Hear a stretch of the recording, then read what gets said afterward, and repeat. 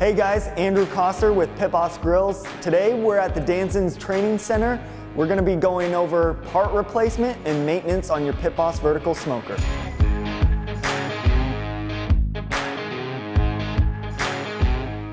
In order to perform most maintenance on your Pit Boss Grill's vertical smoker, we are first going to have to rotate it onto its top.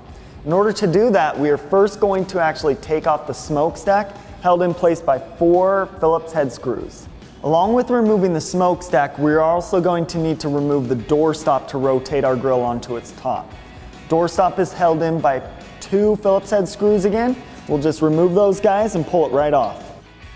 Our last step before rotating the smoker onto its head will be actually to remove all internal components, including the grill grates, the water pan, and the heat baffle. So now that we have our vertical smoker onto its top, we're going to perform one more step necessary for all maintenance. We're going to give ourselves access to the wires. First step is going to be to clip a couple of zip ties using scissors or wire cutters, and then the next will be to remove all Phillips head screws that hold the plates in place. So now that we've removed all of our internal components, our chimney and doorstop, we've got our smoker rotated onto its top and are able to perform all part maintenance and replacement, including controller, igniter, RTD, motor and auger, as well as fan.